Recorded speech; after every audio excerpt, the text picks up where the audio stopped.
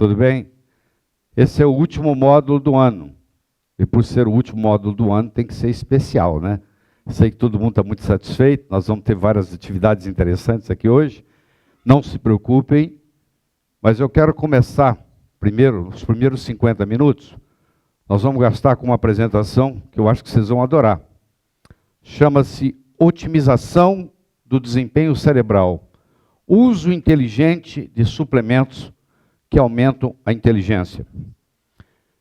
Eu, quando entrei na faculdade de medicina, eu peguei 3 ou 4 professores que eu respeitava no primeiro ano de medicina e perguntei para eles o seguinte: o que tem de mais difícil na área médica? E eles foram unânimes em me dizer que era neuroanatomia e neurofisiologia. Então, do primeiro para o segundo ano eu não tive férias. Eu estudei como se estivesse estudando para o vestibular 2 meses e meio, 3 meses de neuroanatomia e neurofisiologia. E aí eu me apresentei para o meu professor de anatomia na época e falei com ele que eu queria dar aula no curso. Nós fizemos um teste, eu fui aprovado. Eu fui, durante 5 anos, eu dei o trote acadêmico. A primeira aula da Faculdade de Medicina da Universidade Federal de Juiz de Fora era comigo. O indivíduo entrava e eu dava uma aula de anatomofisiologia do sistema límbico. 40 minutos sem ninguém entender uma palavra. Entendeu?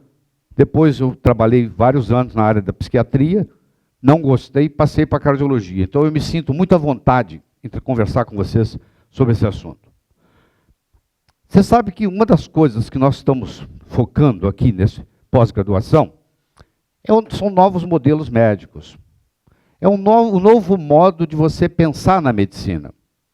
Por exemplo, eu busco denominadores comuns. Toda doença ou tem um componente de oxidação, ou tem um componente de inflamação, ou tem um componente de glicação, ou tem um componente de submetilação, que nós vamos estudar profundamente hoje, ou uma combinação disso. Então, eu acho que o médico, que eu chamo de depois da genômica, a partir de 2003, ele tem que mudar os parâmetros de avaliação do paciente. Ele tem que ver o grau de oxidação do paciente, o grau de inflamação, o grau de glicação e o grau de submetilação. Porque um paciente rígido, saudável, um indivíduo rígido saudável, ele tem um nível de oxidação baixa, ele tem um nível de inflamação praticamente zero, ele tem um nível de glicação muito baixa e ele não tem o fenômeno da submetilação. Então, quando você tem essas 4 coisas arrumadas, você acabou de arrumar aquele indivíduo. Então, é uma nova abordagem médica. Bom, eu quero mostrar para vocês também que nós estamos, do mesmo modo que nós vamos fazer, que fizemos com os outros, vamos fazer com o cérebro, nós estamos aqui estudando uma abordagem sistêmica de prevenção, diagnóstico e tratamento, onde eu tenho um tripé, mas eu tenho um tripé também do meio ambiente, do estilo de vida e da hereditariedade. Quando um paciente entra no consultório, você tem que ver que estilo de vida esse paciente tem, que não é suficiente, você tem que ver o meio ambiente onde ele vive, e você tem que ver a hereditariedade. Eu já falei várias vezes, vou repetir agora, nós não somos reféns da nossa hereditariedade. Depois que descobriu o ciclo do metil, em português seria ciclo do metilo, para ser mais específico, depois que nós descobrimos o ciclo do metil, o ciclo do metilo, nós não somos reféns da nossa hereditariedade. Então, no cérebro não vai ser diferente. Nós vamos ver o meio ambiente, nós vamos ver o estilo de vida e nós vamos ver a hereditariedade. O olhar pode ver maldade ou bondade, feiura ou beleza. O coração é o consultor do olho e o cérebro o senhor do coração. Eu estava inspirado um dia a criar essa frase. Você só chega ao coração das pessoas passando pelo cérebro. Tem outro caminho. É fácil você gostar de quem você gosta. Eu quero ver você gostar de quem você não gosta. Então, para você chegar ao coração de alguém, você passa pelo cérebro. E o cérebro comanda não só o nosso coração, como todo o nosso corpo. Se você quer permanecer jovem, tenha um cérebro jovem. Porque não tem jeito de você permanecer jovem com o cérebro envelhecido. Então, nós vamos focar no processo desse jeito. Você aprendeu na faculdade de medicina que nós tínhamos um cérebro. O MacLean veio e provou que nós não temos um cérebro. Nós temos 3 cérebros dentro da cabeça. E isso muda bastante o conceito. Nós temos um cérebro chamado reptiliano, nós temos um cérebro chamado límbico e nós temos um cérebro chamado neocórtex. Se você pegar um lagarto, uma serpente, um jacaré, ele nunca vai sentir saudade do dono dele. Se o jacaré fizer assim com o rabo quando você chegar, não é porque ele está feliz que você está chegando, ele está querendo te comer. Entendeu? Porque ele tem um cérebro reptiliano. O cérebro reptiliano não tem emoções. É filogeneticamente o mais antigo.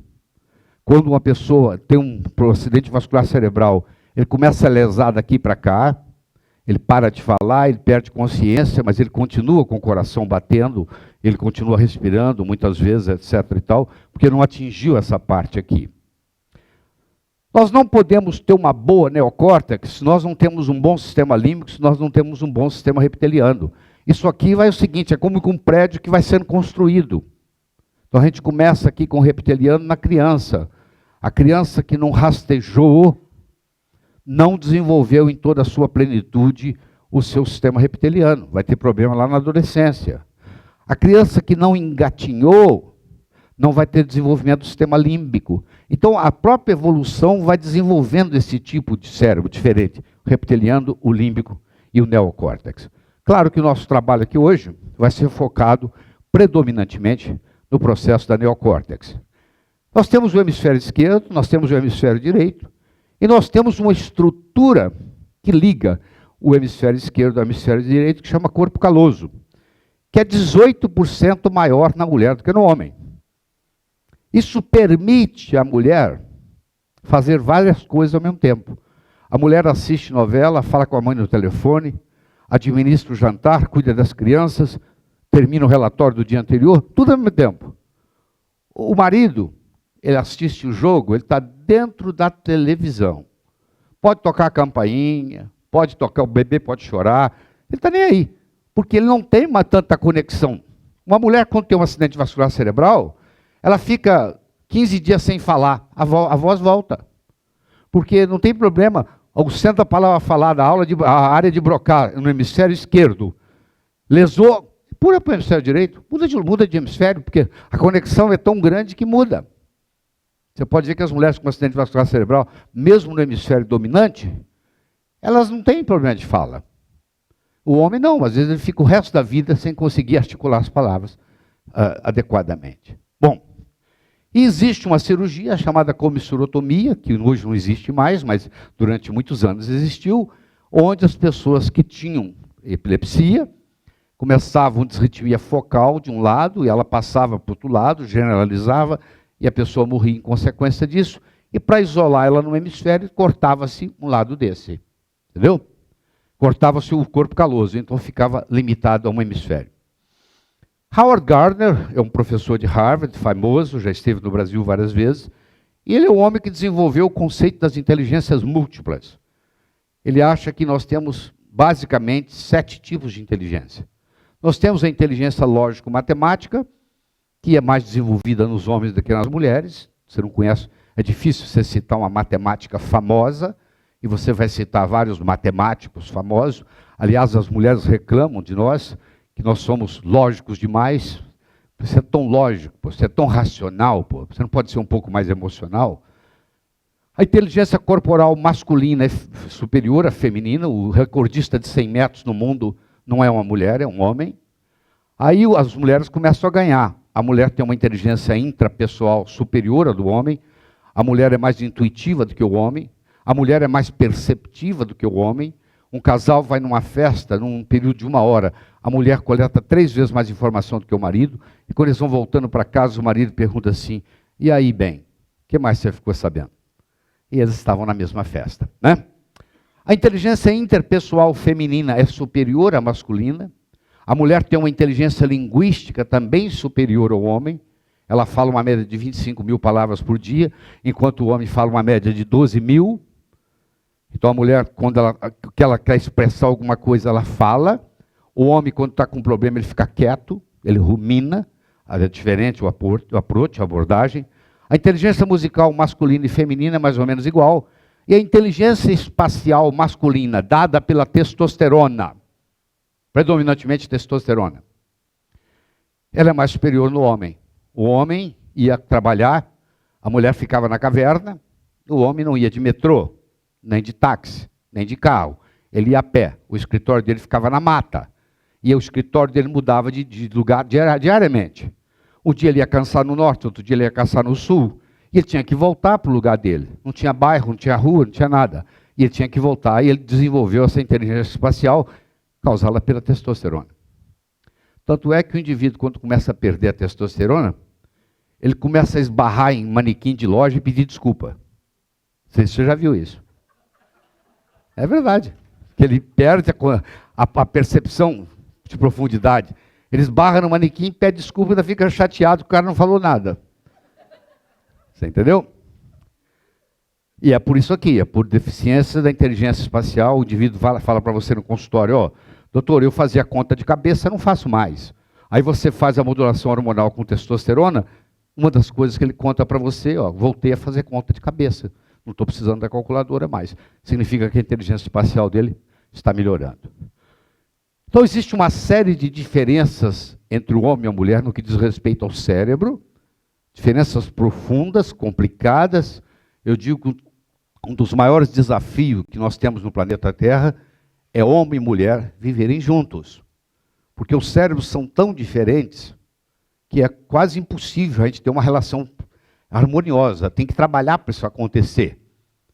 Porque é impressionante. Eu tenho um curso que chama Diferenças entre o Homem e a Mulher, porque os homens são como são, e eu cuido dos homens numa sala, e a Eliana cuida das mulheres na outra, e a gente faz uma relação de tudo que tem de errado com as mulheres. Enquanto isso, as mulheres estão na outra sala falando tudo que tem de errado com os homens. Quando o exercício termina, a lista delas é 3 vezes maior que a nossa. Em geral, nós não falamos muito mal das mulheres, por uma razão muito simples. A nossa mãe é mulher. Quem nos trouxe ao mundo é a mulher. Então a gente procura não falar mal das mulheres. Você vai na sauna, o cara começa a falar mal da mulher, os outros homens já começam a sair de perto dele. Você vai no salão de cabeleireiro, as mulheres estão metendo pau nos maridos, né? Então faz parte do esquema, certo? Muito bem. Bom, a biônica tem desenvolvido profundamente. Cada vez tem coisas, resultados mais espetaculares no ser humano. Nós temos corações artificiais, braços artificiais, etc. e tal. E do mesmo modo que houve essa evolução tremenda, nós também tivemos uma evolução tremenda dentro do cérebro, na neurociência. Eu só gostaria de enfatizar que a neurociência é uma ciência que está na sua infância. Eu não tenho nenhuma pretensão aqui de esgotar tudo sobre o cérebro. Talvez eu crie muito mais dúvidas que você tem agora. Mas nos últimos 10 anos, 90% do que se sabe de cérebro, nos últimos 10, 15 anos foi adquirido. Então o crescimento é absoluto. Há pouco tempo atrás, quando você estudou medicina, não se tinha o Brain Derived Neurotrophic Factor. É o fator neurotrófico derivado do cérebro, onde o cérebro estimula o cérebro. Mecanismo interessante. Ele próprio se mantém vivo.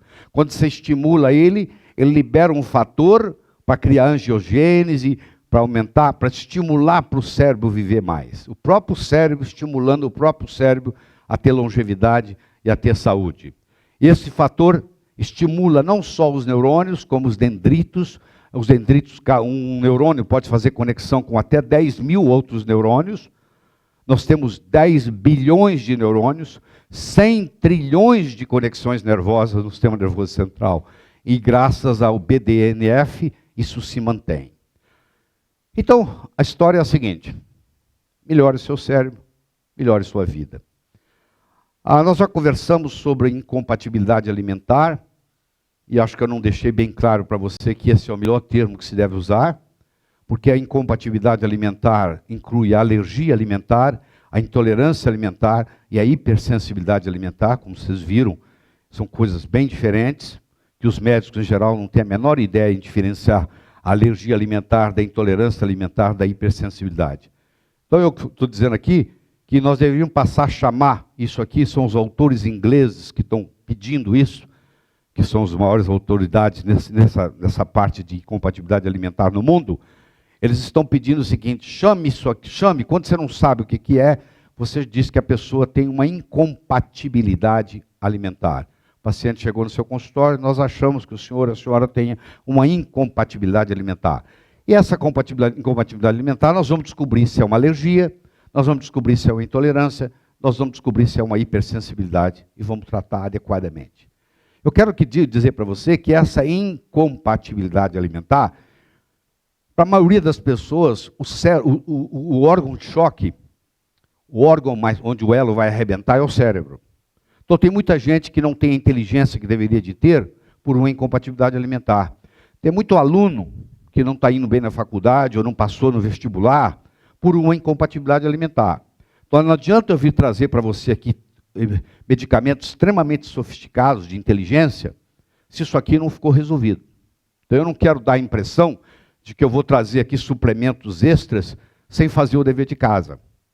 Eu acho que se você quiser melhorar a atividade intelectual de alguém, cognitiva de alguém, aumentar a inteligência de uma pessoa, a primeira coisa que você tem que fazer, você tem que ver se essa pessoa tem alguma incompatibilidade alimentar. Qualquer que seja. Seja o leite, seja o trigo, seja o ovo, entendeu? O que for. Porque aquilo retirado, só aquilo já faz uma diferença absurda na sua capacidade cognitiva. Se os médicos de hoje não se tornarem os nutricionistas de amanhã, os nutricionistas de hoje se tornarão os médicos de amanhã. Eu gostaria de ter falado essa frase, mas não fui eu não. Foi o Rockefeller Institute of Medical Research. Isso é uma frase do Rockefeller Institute of Medical Research. Se os médicos de hoje não se tornarem os nutricionistas de amanhã, os nutricionistas de hoje se tornarão os médicos de amanhã. É o que está acontecendo. O médico não quer falar de nada, ele não quer falar de nutriente, ele não quer falar de vitamina, ele não quer falar de mineral, ele não quer falar de nutracêutico. Isso está ficando na mão dos nutricionistas, que vão se tornando verdadeiros médicos, porque o paciente vai lá e recebe uma cura que ele não recebeu com os remédios. Então o nutricionista passa a ser mais médico do que o próprio médico. Eu acho que para se fazer uma boa medicina hoje, nós temos que ser, antes de mais nada, nutricionistas. Infelizmente, o pensamento da maioria dos colegas médicos está congelado nos anos de faculdade. Isso é o Laí Ribeiro falando. Está congelado. Aquilo que o cara aprendeu, que já era obsoleto, você sabe que aquele professor lá já estava desatualizado, que ele tinha um livro velho que ele comprou, ele não comprava a edição nova todo ano, ele comprou um, ele tem até hoje, ou seja, mudou tudo, aquele livro já não serve para mais nada, mas ele continua tirando as aulas daquele livro. Ele passa aquilo para o aluno com autoridade, que ele sabe tudo, que ele é o grande professor, o aluno incorpora, aquilo vai para a estrutura psicológica do aluno, e o aluno tem aquilo como dogma, como verdade o resto da vida, e ele congela o pensamento naquele momento. Nada, tudo aquilo que não encaixar naquele pensamento congelado, não está certo. É alguém que está fazendo alguma coisa errada. E ele vai pela vida fora, prejudicando os outros, infelizmente.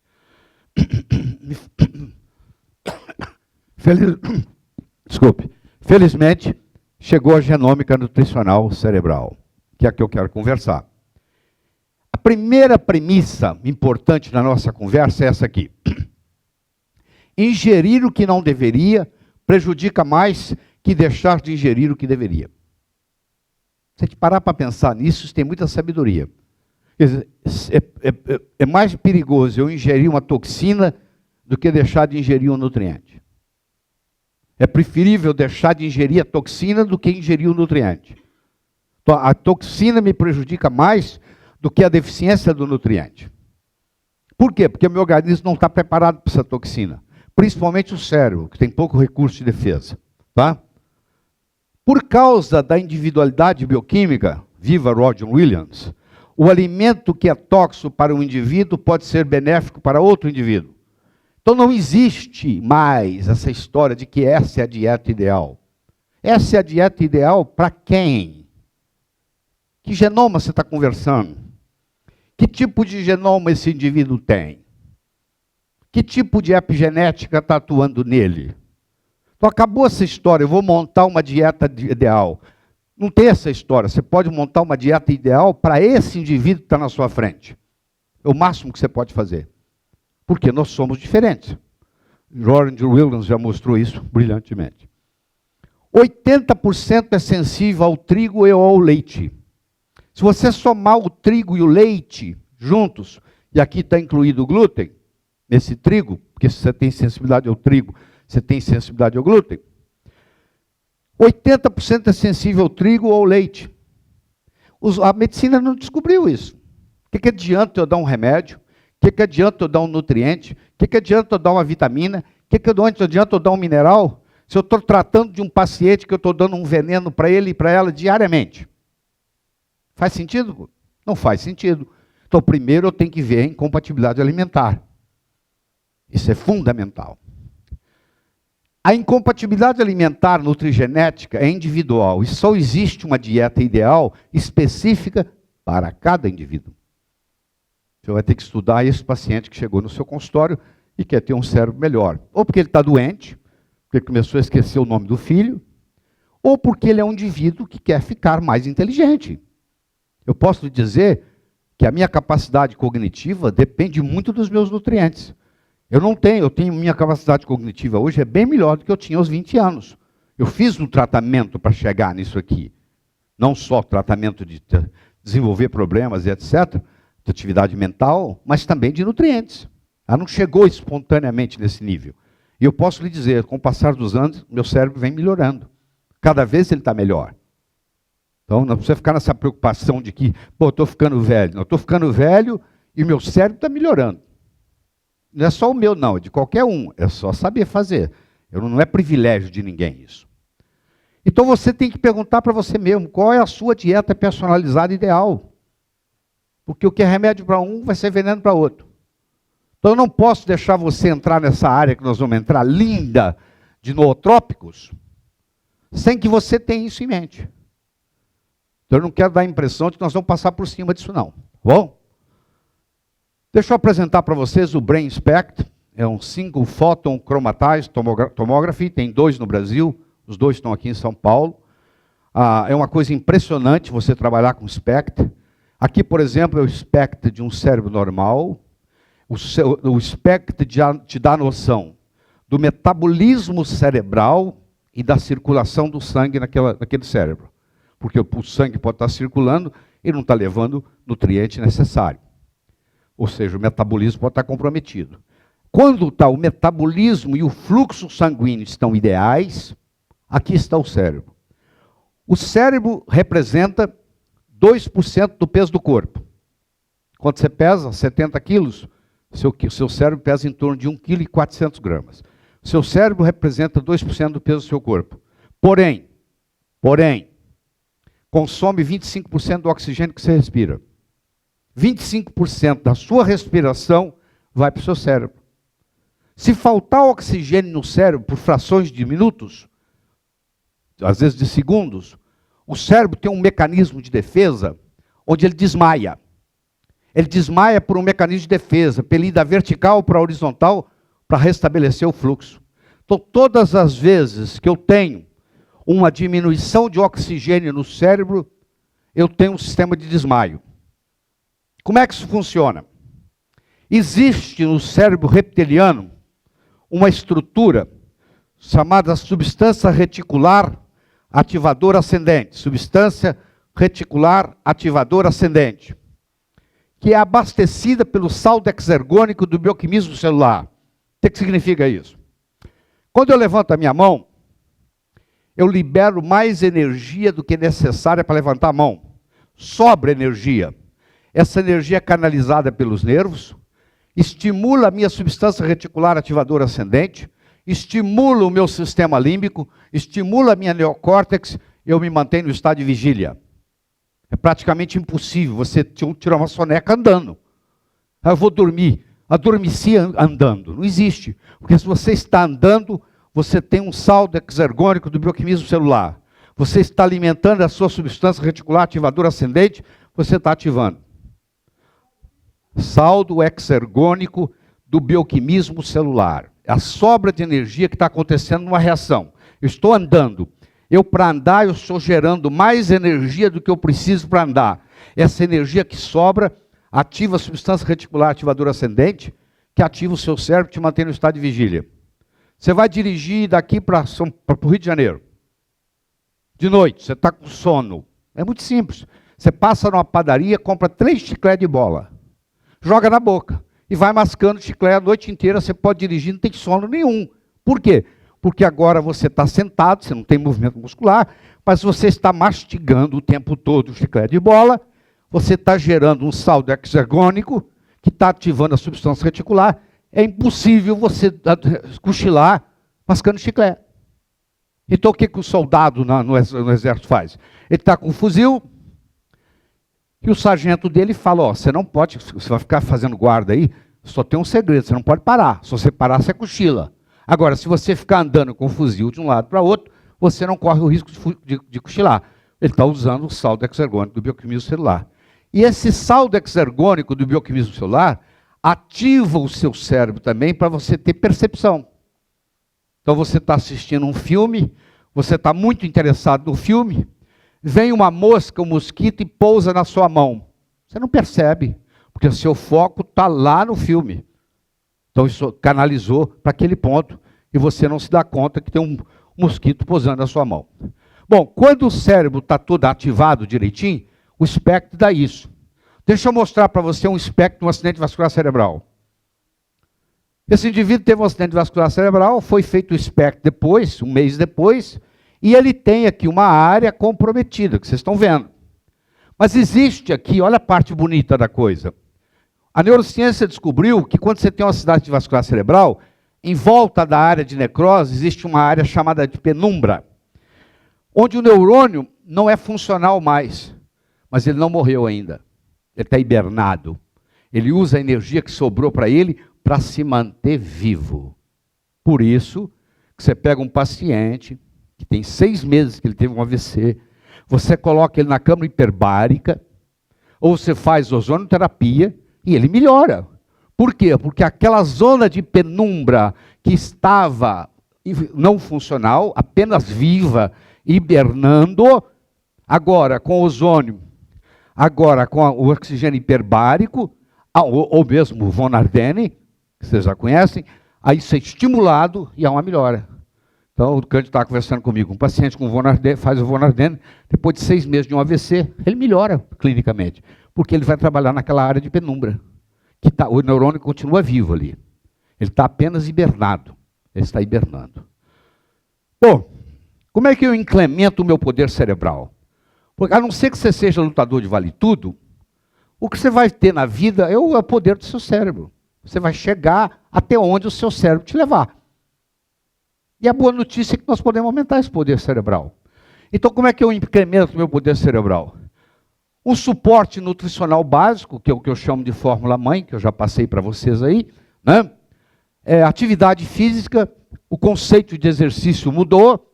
Hoje nós temos o conceito de bursting exercise, que está revolucionando toda a área do exercício. Você não precisa fazer 1 hora de ginástica por dia, 6 minutos é o suficiente. 8 minutos é mais do que suficiente.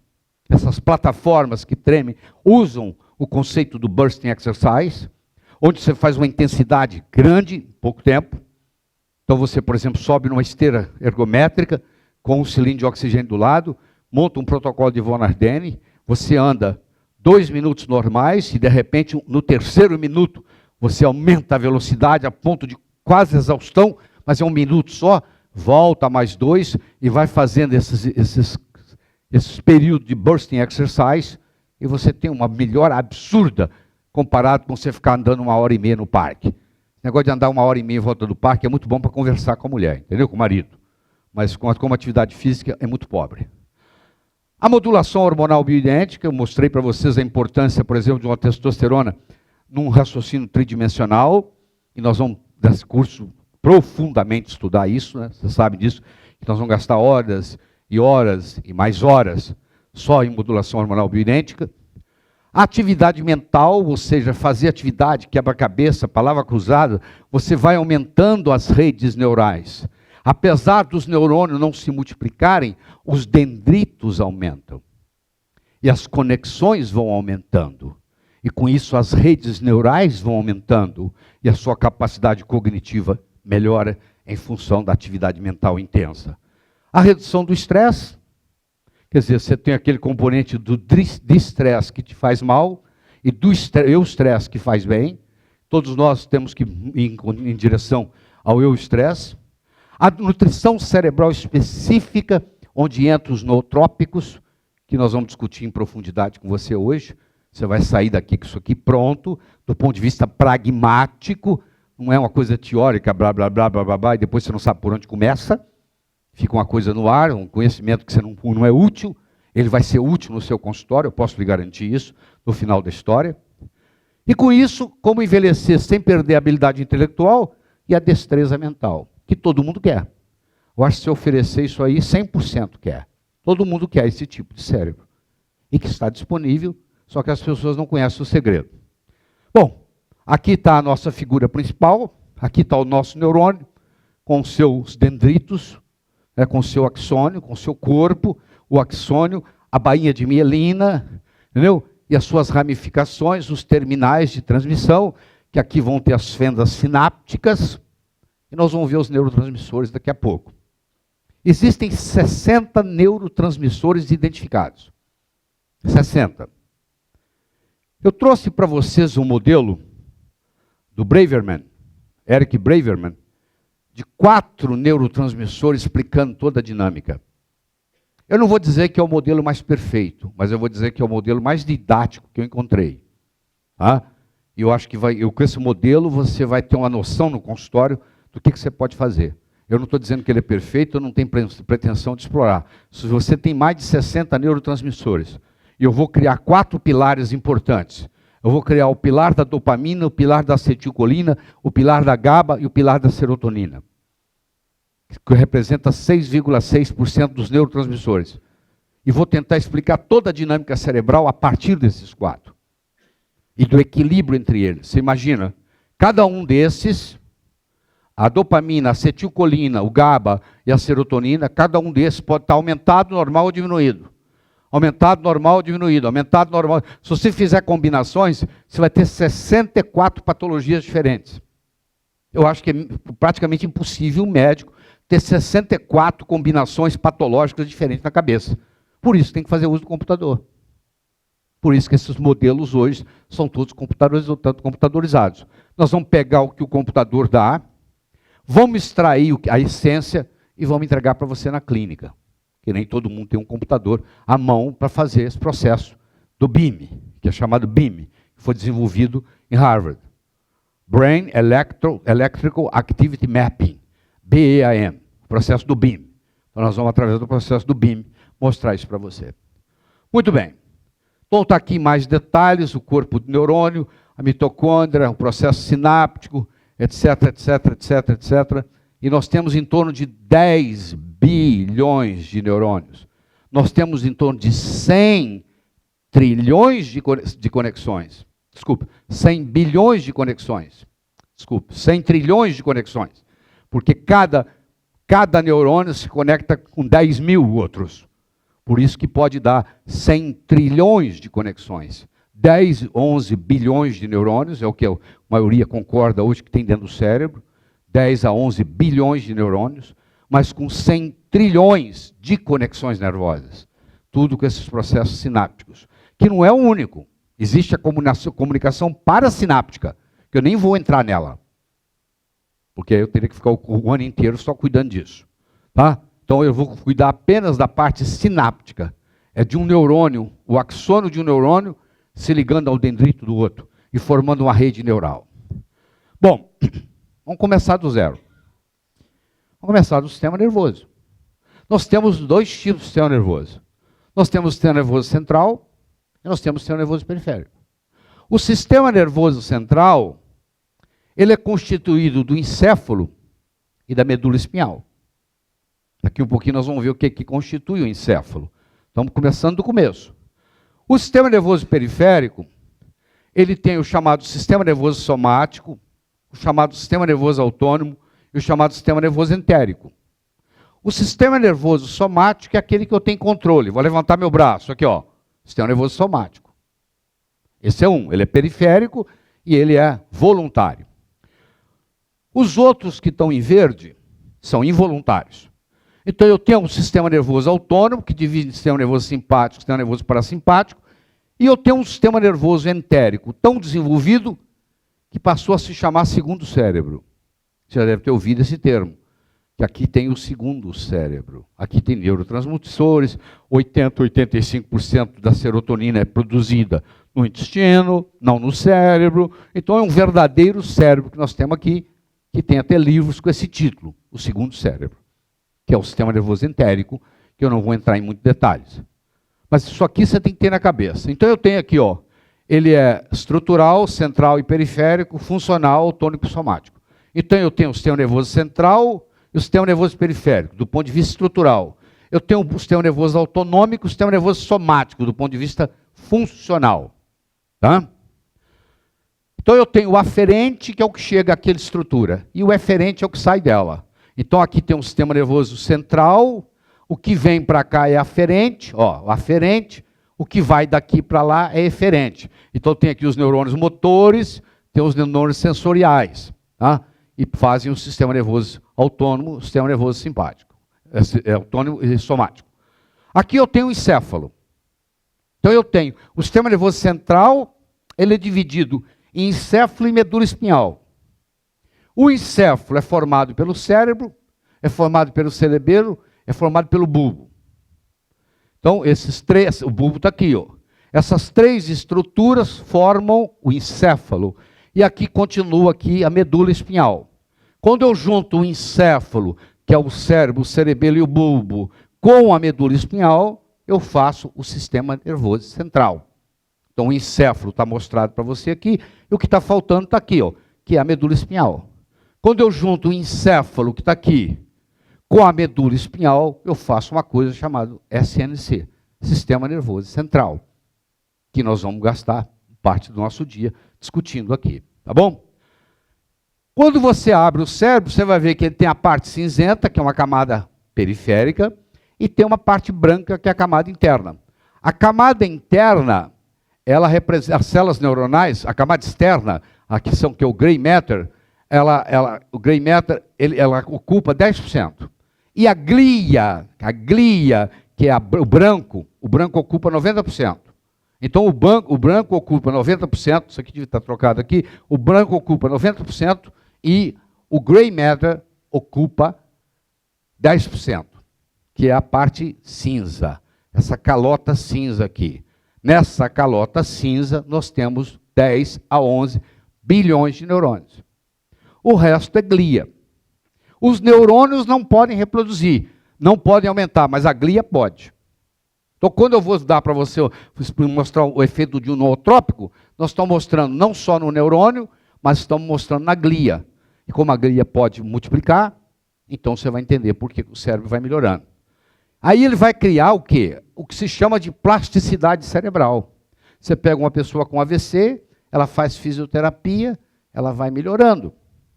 Ela faz ozônio, ela vai melhorando. Ela faz oxigênio hiperbárico, ela vai melhorando. Ela faz palavra cruzada, ela vai melhorando. Por quê? Porque o cérebro tem uma plasticidade. E onde é que reside a plasticidade cerebral? Nos dendríticos e nas células gliais. Aí que está a plasticidade. Ou seja, o cérebro sempre tem a chance de melhorar. Se for pegar um indivíduo com 90 anos, se você fizer o tratamento adequado, por exemplo, esse indivíduo pode ter tido alergia, incompatibilidade alimentar. A vida inteira ninguém sabe, ninguém desconfiou, nenhum médico falou disso. Aí você faz aqueles testes que você viu aqui no módulo passado, de repente você identifica, você tira aqueles alimentos, só isso aí o cara começa a melhorar. Ele já começa a melhorar a memória, ele começa a melhorar o raciocínio tridimensional, etc, etc, etc. Então o sistema nervoso tem 100 trilhões de células e tem 11 bilhões de neurônios. E eles estão aí todos divididos, intricados. Muito bem. Aqui, por exemplo, está um comando, ele sai do cérebro, ele desce, ele vai para a medula, ele vai para o músculo. Aqui na placa muscular, aqui tem uma coisa chamada acetilcolina. Quando a gente começar a estudar os neurohormônios, nós vamos ver. A parte de fazer isso aqui ser voluntário. Isso aqui faz um movimento voluntário. Aqui eu tenho o sistema nervoso autonômico. De um lado eu tenho o simpático, tá? Do outro lado eu tenho o parasimpático. O parasimpático é crânio sacral, É o que está em vermelho aqui. Ele tem uma parte em cima, uma parte embaixo. Ele é crânio sacral, enquanto que o simpático é tóraco-lombar. Existe um equilíbrio entre o tóraco-lombar e o crânio sacral. Quando houver esse desequilíbrio, ou porque o simpático está ativado, ou porque o parasimpático está desativado, ou uma combinação, aí você pode ter várias combinações, um ativado, outro desativado, um ativado, outro desativado. Você tem vários, principalmente 4 situações diferentes, importantes. E você tem um sistema nervoso entérico, onde se chama segundo cérebro, que nós não vamos entrar em detalhes, mas que existe aí também. Muito bem. O simpático, o lubrificante, o fio, o combustível que ele usa é a noradrenalina. O parasimpático, o combustível que ele usa é a acetilcolina. Você vai ver que na hora que nós começamos a discutir os neurotransmissores, eu não vou entrar no modelo da noradrenalina. Não é que não seja importante. Não é tão importante quanto o que nós vamos apresentar, porque senão também a gente não sai disso aqui. Mas a ativação ou inibição depende da localização. Por exemplo, olha só, o simpático ativa o coração, o parasimpático desativa o coração. Em outras palavras, o simpático faz o coração bater mais rápido, o parasimpático faz o coração bater mais devagar. Se um paciente está com uma crise de taquicardia paroxística supraventricular, você ensina para ele a deitar na posição de Trendelenburg, com o pé mais alto que a cabeça, manda ele engolir um miolo de pão e manda ele fazer a manobra de Valsalva. Ó. Aí, de repente, não precisa ir para o pronto-socorro. Curou a taquicardia paroxística supraventricular. O que eu fiz? Eu criei uma série de manobras, eu pus ele em Trendelenburg, eu mandei ele engolir um miolo de pão, e eu fiz ele fazer a manobra de Valsalva, eu aumentei o tônus vagal dele tanto que o tônus vagal tirou ele da arritmia. Entendeu? Quem tem crise de taquicardia paroxística supraventricular recorrente acaba aprendendo esses macetes, senão tem toda madrugada, tem que ir para o pronto-socorro para tomar uma injeção de verapamil na veia. Entendeu? Por quê? Porque isso aí, quando esse sistema se manifesta, ele cria um pathway e se perpetua. Eu me lembro, eu trabalhava no Procardíaco, no Rio de Janeiro, como cardiologista, eu fazia o mestrado em cardiologia na Pontifícia Universidade Católica, e apareceu lá um sujeito, que era dono de um jornal no Rio, famoso na época, e ele entrou no Procardíaco com uma injeção. Ele disse: quem é o médico de plantão? Eu falei: sou eu. Eu quero que você me injete isso aqui. Eu falei: o que é isso? Isso aqui quem me receitou foi um ganhador de prêmio Nobel, Bernard Laun, a maior autoridade em arritmia no mundo, em Boston. Mais tarde eu fui trabalhar com o Bernard Laun, coincidência. Briguei até com o Bernard Laun, tivemos um episódio lá que depois um dia eu posso contar para vocês. Aí eu falei assim: mas eu tenho aqui algo melhor para você do que isso aí. E ele tinha uma norepinefrina, que ia aumentar a pressão por mecanismo reflexo e atuar o vago. Eu falei: eu tenho uma coisa chamada verapamil, que antes de eu terminar a injeção, você vai sair da arritmia. Aí ele falou: então me mostra.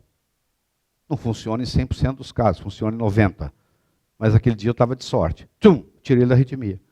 No dia seguinte, ele põe na primeira página do jornal dele: Dr. Laí Ribeiro descobre a cura para crise de taquicardia paroxística supraventricular. Eu tinha um consultório ali no Flamengo, aí deu assim umas 60 pessoas na fila, para eu atender, todas com a mesma doença. Então eu tive os casos mais variados. Eu tive a história de um padre, que toda sexta-feira, às 6 horas da tarde, ele tinha uma crise de taquicardia paroxística supraventricular. Ele falou: doutor, quando eu decidi largar a batina, deixar de ser padre, era uma sexta-feira, às 6 horas da tarde. Eu desenvolvi uma crise dessa. Toda sexta-feira, às 6 horas da tarde, eu desenvolvo. Eu tenho uma crise de taquicardia paroxística. Você vê aqui como é que tem o psicológico envolvido. Pois aí, muito bem. Agora aqui já é o contrário. Olha só. Enquanto o simpático ativa o coração e o parasimpático desativa, já no intestino é o contrário. O parasimpático ativa, o simpático desativa. Então, por isso que diz, depende da localização. Então não é uma coisa assim, esse ativador, aquele inibidor. Ele é localizado, depende de que órgão você estiver falando. E isso faz uma diferença enorme. Claro, quando você dá um remédio para resolver um problema num lugar, você pode piorar o problema no outro lugar. É aquela história do equilíbrio. Né? Bom, todo o sistema nervoso central, ele é formado de núcleos em torno de 40 a 50 mil neurônios. Há uns 15, 20 anos atrás, descobriu-se que existe um núcleo desse em cima do coração, e passou a se chamar cérebro cardíaco. E aqui no sistema límbico, então, criou-se um sistema chamado cardio cerebral ou cérebro cardíaco, que é a conexão do coração com o cérebro. Então, hoje existe um sistema chamado, ele anda em duas mãos, cardio cerebral ou cérebro cardíaco. Isso, então, às vezes o coração alterado altera o cérebro. A pessoa tem uma crise de taquicardia, desenvolve uma síndrome de pânico. Ela tem uma arritmia, ela tem um prolapso de válvula mitral que predispõe à arritmia, ela tem uma arritmia aqui e, de repente, ela desenvolve uma síndrome de pânico aqui por causa daquela palpitação. Porque existe esse sistema de conexão dupla via. Então, eu tenho aqui um processo de equilíbrio entre o simpático e o parasimpático, onde eu posso ter excesso de estimulação do parasimpático, deficiência do simpático. Isso é raro, é encontrado em superatletas. Eu tenho estimulação do simpático e do parasimpático. É um caso de alarme, por exemplo, um estresse, está tudo compensado. Chega uma hora que o meu parasimpático não aguenta, começa a diminuir e o simpático continua ativado. É a fase da resistência lá do Cellier. E, finalmente, eu entro na fase do estresse crônico e pode ser levado à exaustão, que, como vocês já viram, esse mesmo quadro acontecendo na área simpática e parasimpática, ele também vai acontecer a nível adrenal. E vai ter a queda de cortisol e vai desenvolver a fadiga adrenal, que é junto aqui. Geralmente, os pacientes que estão aqui também têm fadiga adrenal séria. Aqui está um coração em caos, aqui está um coração em coerência. Quando eu tenho uma coerência cardíaca, imediatamente isso repercute no sistema nervoso central. Por que eu estou mostrando isso? Porque eu vou falar de cérebro, vou falar de aumento de inteligência. Mas eu tenho que levar em consideração o seguinte: eu tenho que levar em consideração que se o meu coração não estiver certo, dificilmente eu vou ser um cara super inteligente. Porque o coração interfere no cérebro. A atividade, atividade eletrônica do coração, do poder eletromagnético do cardíaco, é 100 vezes maior do que o poder eletromagnético cerebral. Tanto é que o eletrocardiograma é feito em milivolts e o eletroencefalograma em microvolts. Então ele tem um impacto enorme. Cada vez que o coração pulsa, todas as células recebem essa pulsação, inclusive as células neuronais. Então o sistema nervoso entérico está aqui, nós não vamos estudá-lo. Deixa eu trazer de volta isso aqui. Então hoje eu vejo a medicina assim, ó: antioxidação, anti-inflamação, antiglicação, supermetilação. Acho que esse é o médico do futuro. Ele está focado em 4 parâmetros. Ele vai diminuir a oxidação do paciente, ele vai diminuir a inflamação do paciente, ele vai diminuir a glicação do paciente e ele vai consertar a metilação do paciente. Quando você fizer esses 4 parâmetros aqui e eles estiverem adequados, a doença vai embora. Doença não tem nome, nós é que damos nomes. Doença é um desequilíbrio. Na hora que eu equilibrar, ela vai embora. Então, os nutrientes nootrópicos, que eu chamo, eu tomei a liberdade de chamá-los de nutrientes nootrópicos, eles vão, direta ou indiretamente, causar isso aqui. Ó. Ou eles são antioxidantes, ou eles são anti-inflamatórios, ou eles são antiglicantes, ou eles são supermetiladores. Então, é aí que vai resumir todo esse trabalho que nós vamos apresentar para você. Não é preciso dizer que também o seu estilo de vida, o seu meio ambiente, interfere profundamente no seu cérebro. Porque, por exemplo, se você fala no celular o dia inteiro, eu aconselho que você tenha um dispositivo para o celular ficar longe do seu cérebro. Porque o celular é uma micro-onda. É como se fosse um micro-onda. E ele atinge o cérebro inteiro. Quanto mais jovem for a pessoa que está falando no telefone, pior. Porque, por exemplo, uma criança, a calota craniana tem uma espessura metade de um adulto. Então, essas ondas eletromagnéticas penetram com mais facilidade. Tanto é que você vê um aumento de tumor cerebral em criança no mundo, principalmente nos Estados Unidos, principalmente na Califórnia, onde os pais dão para as crianças com 7, 8 anos de idade um celular e acham aquilo bonitinho. Então eles começam a achar que aquilo é brinquedo e o médico não dá bola. Como ele não vê a onda eletromagnética, ele acha que isso é bobagem. Mas se você for estudar os trabalhos científicos, você vai ver que muita disfunção cerebral, o indivíduo que entrou no seu consultório com disfunção cerebral, você tem que limitar o uso do celular. porque o celular é para ele uma toxina. Tá? O meu celular sempre está aqui, ó. Sabe como? Desligado. Eu não sou escravo dele. Eu estudei e trabalhei o suficiente para não ser escravo de uma porcaria dessa. Eu que mando nele, ele não manda em mim, não. A hora que eu quiser, eu ligo ele. Agora, se eu carregar ele ligado, meu amigo, eu estou procurando problema, porque agora eu virei, principalmente um iPhone da vida, eu viro uma estação de retransmissão. Porque os iPhones usam os celulares para transmitir. Mesmo eu não estando falando, se o meu iPhone estiver ligado, eu estou sendo uma emissão de transferência de informação. Está sendo usado como base. E está passando por mim as micro-ondas. Então eu tenho que desligá-lo. Bom, esse foi o nosso primeiro bloco.